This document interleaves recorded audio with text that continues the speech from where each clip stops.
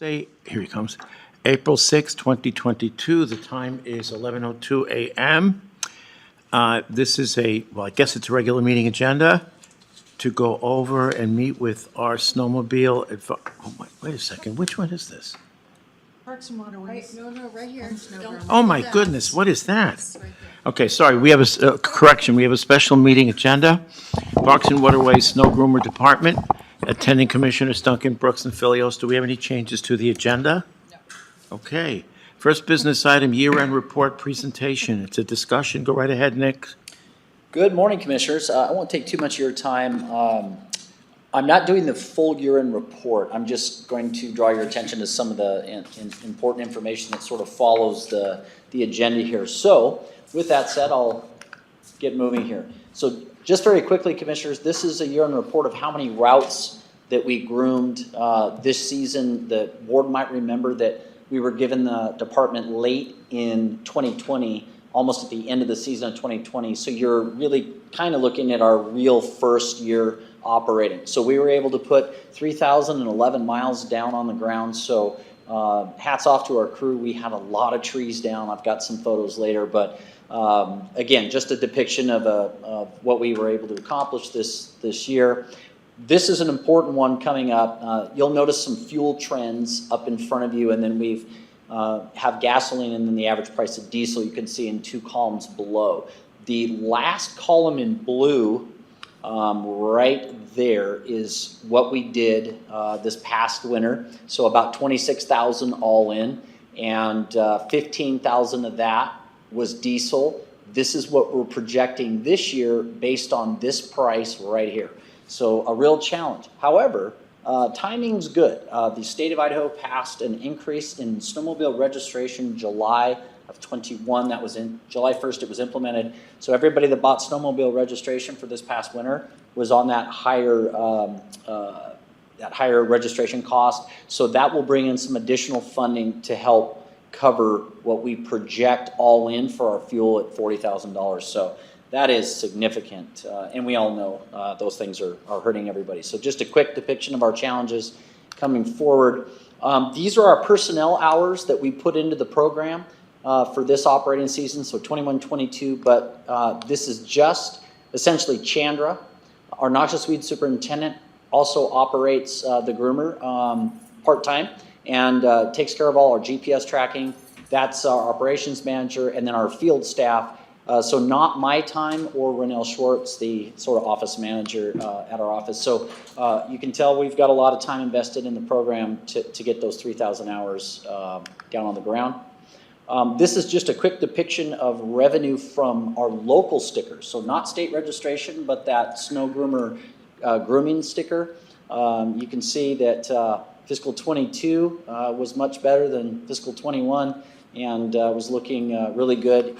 That previous season of 2021, 964 stickers sold, and then last year 1,666, although we didn't have much snowfall. So I think advertising on our county website that you can bypass online in conjunction with snowfall really helped. So good news for that. And this is an important one for the commissioners to know as well. So out of all this revenue that is collected, our county ordinance states that 55% goes to operations, Snow Groomer department, our department, and then 45% goes to KCSO. So they get a small portion of that as well to operate their backcountry. So one of the things on your agenda, commissioners, this is sort of following along with the meeting minutes. And by the way, you're looking at expensive card stock on your meeting minutes. My apologies, it went to the wrong tray. So I'm going to draw your attention to Hayden Creek barricades. So what you're looking at is Forest Service roads, and what we're proposing is to move. Usually they have the barricades, and essentially it's a physical barrier that keeps anybody from driving up a groomed snowmobile trail, and for many years they've been down here and essentially blocking a lot of access to the public to get into the backcountry when there is no snow, and we do not groom down that low. Essentially, commissioners, we made a recommendation, as did KCSO, to recommend to the Forest Service that we move those up to this point and up to this point. So the public can use that lower half when there's no snow. Essentially, we're kind of holding it hostage and it's not necessary. So all I would ask from the commissioners is to your authorization to pen a letter to the Forest Service. I'm happy to write it, send it to you, let you review it. If you're satisfied with it, put it on Board of County Commissioner letterhead, as will the sheriff, and send that to the Forest Service to simply codify that recommendation if you support that. Okay, do you want us to just vote on it when we get there, or you want us to stop everything and vote now? Whatever you think is best, Commissioner.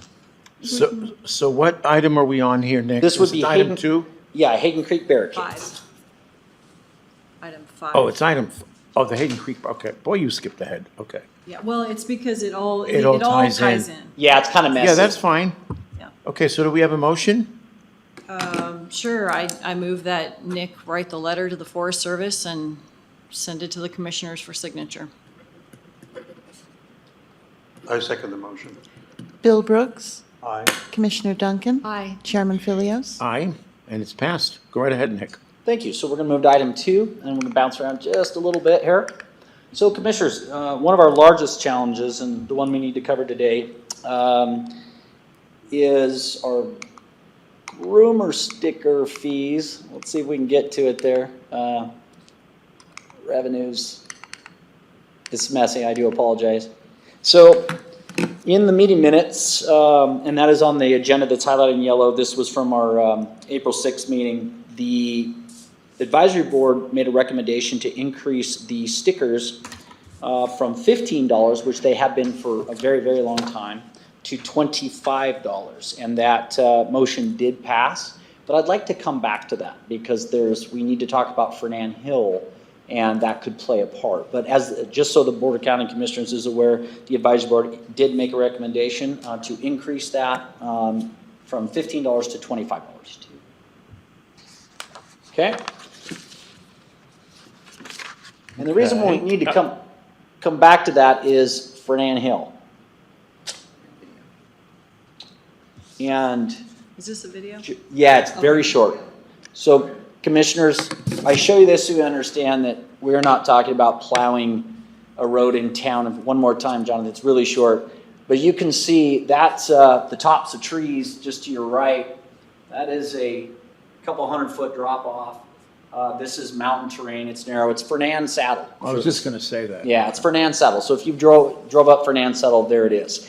So we need to discuss this. It's our greatest challenge. So I'm going to jump now to this. So we have a calendar that we put out for the public to track when we plow, when we sand, so they know when it's safe to go up the hill. And if I draw your attention right to the bottom, you can see that each plow day, and keep in mind that's where diesel costs a little less, each plow day represents 20 miles. So it's 5 miles up, 5 miles down, but it takes 4 passes total. So it's approximately 20 miles to plow it once. And keep that in mind that it can snow 6 inches right behind us when, during that time. And it's 10 to 12 staff hours and approximately $150 in diesel costs. And of course, that doesn't include staff time, the loader repairs, et cetera, et cetera. So this winter, we did 420 road miles, 210 staff hours, and 3,100 in diesel. That is very, very basic costs. So if we repeated that today, that's 6,000. You might remember that in January, February, the snow just sort of stopped. So this in a normal, well, I don't know what's normal anymore, in a good snow year, these costs could quickly triple. And so I'm going to move again here. And here's our challenge. So the loader that you just saw running up that hill is this one. It's a 1992. Our mechanics did a full survey at the end of the year, and we're looking at significant repairs. Obviously, we were handed an older loader. It was already surplus from somewhere else. It was bought through a grant program long before our time. But some of our challenges are we can't even repair some of this or even get parts because it's so old. So we're at a precipice here, and on the meeting minutes, which is on that beautiful cardstock, if you go to item D, you'll see we discussed that at length, and there was 3 motions, and that's what I want to kind of draw your attention to. 3 motions. One of them was Mr. Weiss moved to continue plowing Fernan Hill and recommended the county discuss having a pay-to-play fee for the Forest Service, and that was passed by motion. And then the next one is recommend to find a new loader and replace the current loader with a grant. That also was seconded and passed. And then the third was to replace the loader and just keep going. It's sort of confusing. And I think the short of it, Commissioners, through discussion is they all understand that this is an enormous challenge. Commissioner Duncan was present. I'll let her make her share her thoughts on it. It was clear that they understood we shouldn't be doing it, honestly. It was clear that they understood that this was beyond us. We're not a road department. We have one old loader. But they also understood that they didn't want to be, in my opinion, they didn't want to be the killer of Fernan Hill. I think that's a fair statement. So they're looking for options. They just wanted to put it in front of this board and see what you would say. My recommendation, Commissioners, is very simple, twofold. One, we need a brand new loader to be able to maintain that hill commensurate with public safety and public standards. KCSO agrees. So that's an option, option one. The last time JP was in for solid waste, I think his loader was running around the 450-ish mark. So that's kind of what we're talking about, 450,000. This program does not have that kind of money. Through the grant program, we will never be able to get that kind of money. We would just be buying another one of these per se, an older loader that we would have to continue to come back to this situation on repairs that we can't afford, etc. So option one is buy a new loader, and we can continue to maintain the hill. Option two is to not replace the loader, and we no longer service the hill. And I'm going to jump back again to a map. And we can do that. And though it wouldn't be immediately popular for sure. So these are the routes, the snowmobile trail routes. And I'll draw your attention right here to Bunko. So you can park there at the Bunko and get into the backcountry, get out to McGee, which is a very popular spot over in Shoshone. You can launch right here at the 4th of July and get in as well. And this is Fernan currently. So you can see why that's a very popular place to go. It's very close. A lot of the non-snowmobile community uses that parking area in the winter, Commissioners, meaning that the Snowgroomer department is paying for the plowing for the benefit of a lot of other people.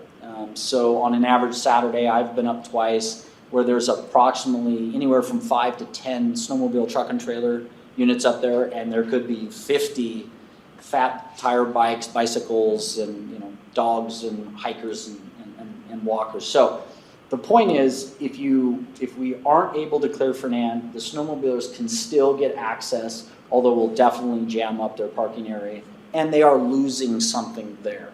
But this is a unique situation. Honestly, we probably should have never taken it on.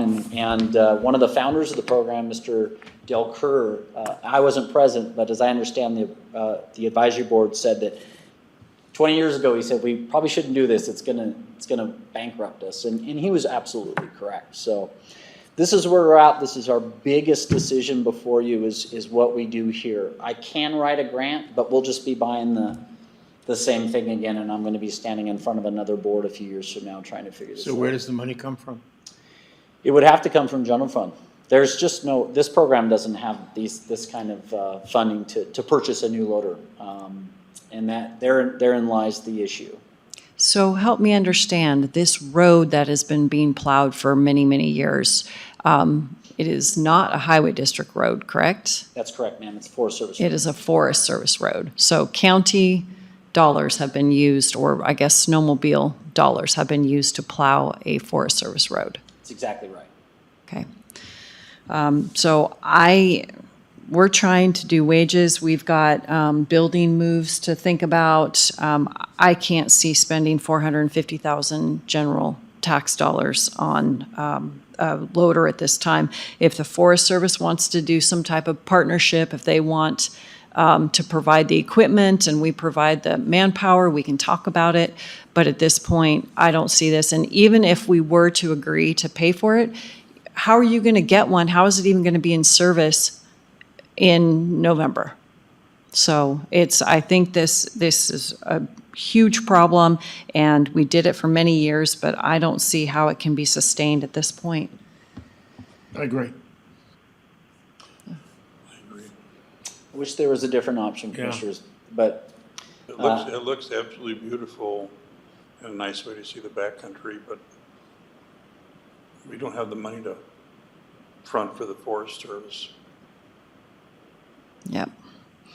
well, Commissioners, if somebody steps up and donates a loader Well, that's to the different. county, Sure. we might be able to tackle it, but therein, again, that is the challenge, is having the right piece of equipment. And one of our advisory board members, Mr. Joe Weiss, is the former superintendent for Lakes Highway District. So he also understands that, again, one loader is already a challenge. Even if it was a great loader, we have one piece of equipment. So that's the way we'll move forward, if that's the way the board wishes to go, if you want to make a vote on that. I don't know, do we need to? Well, you kind of. Just for I'm the just trying to record. figure out how do we phrase this. At this time, without a piece of equipment, I move that we discontinue the plowing of Fernan Road until something changes. It's actually Fernan Hill Road. For is that Fernan correct? Hill Road. Okay. Second the motion. Bill Brooks. Aye. Commissioner Duncan. Aye. Chairman Philios. Aye. Motion's carried.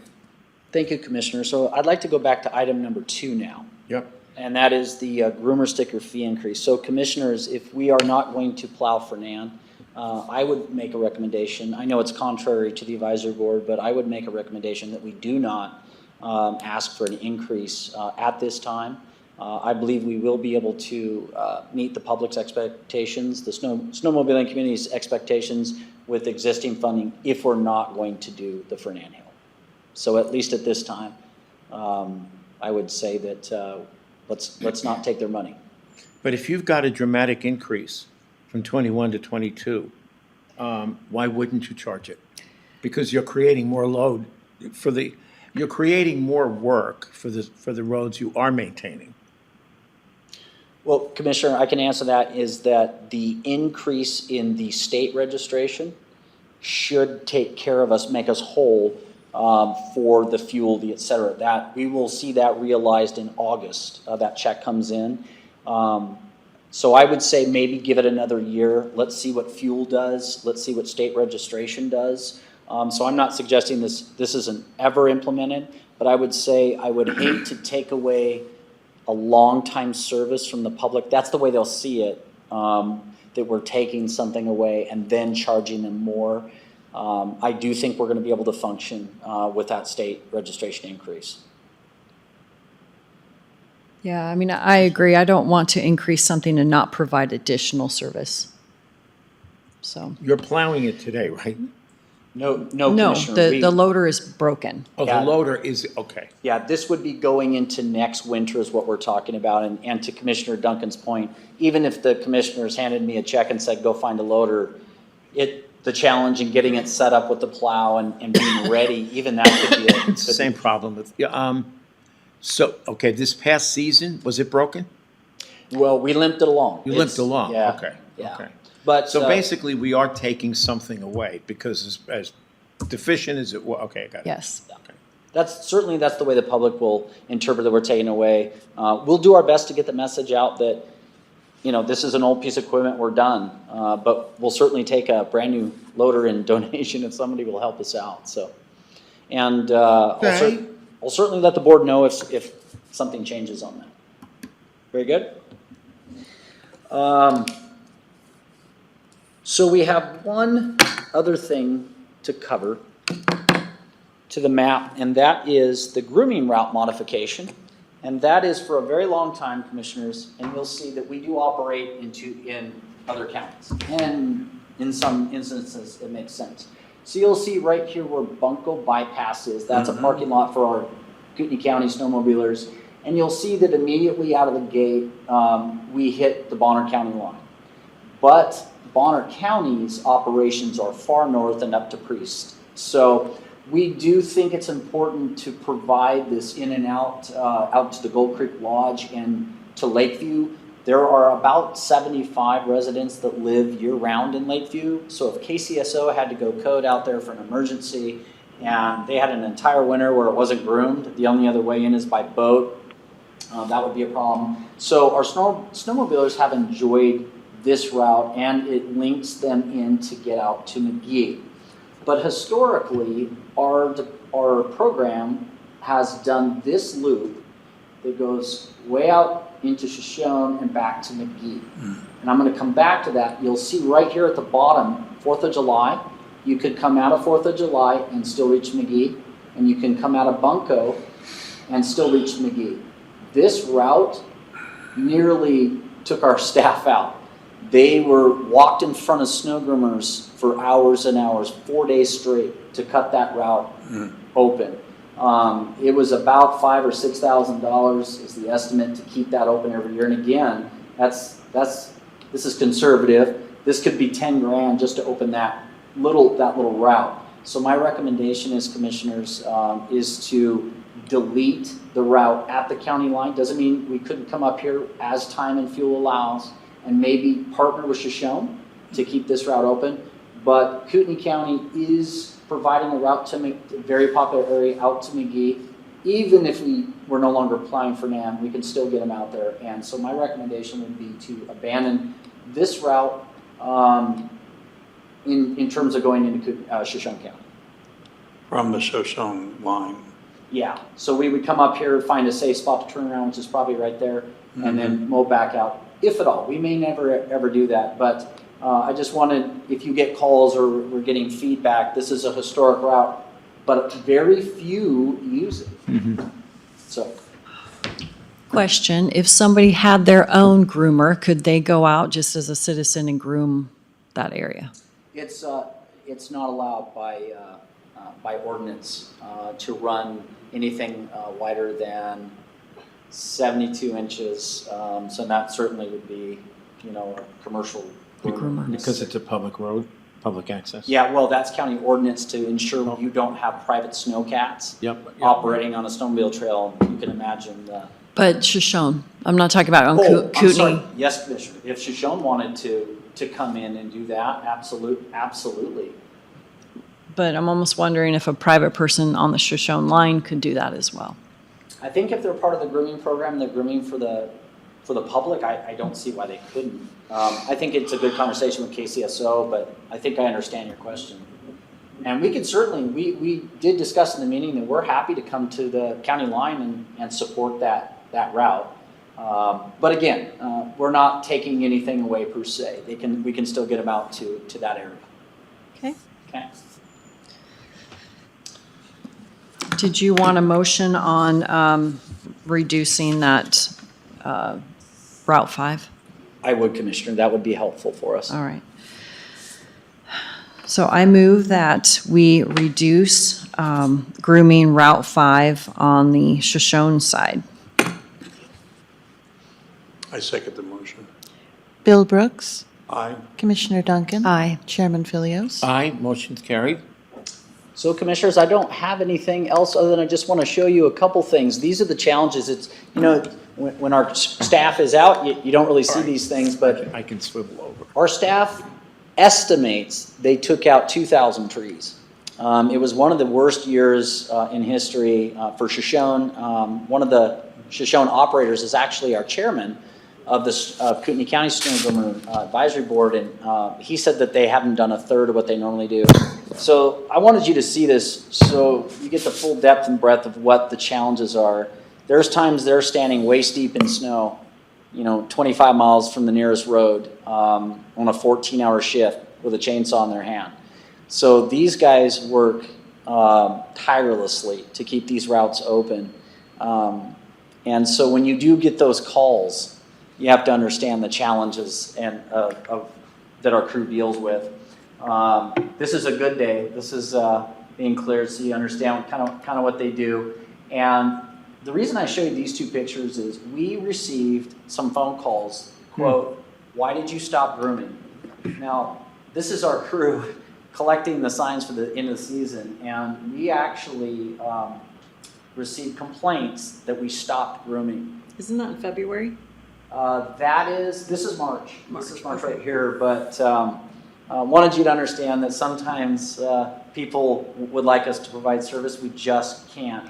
The state owns these groomers, and there are requirements for snow depth and other things, and you can see when you weigh 33,000 pounds, and it's only 4 to 5 inches deep, you know, it's time to bring them in so we don't damage them. So anyway, that's why those pictures are there. I thank you for your time today. I know you're busy, and that's all I have unless you have any. Back up one. You bet. Red, what is that? What is that?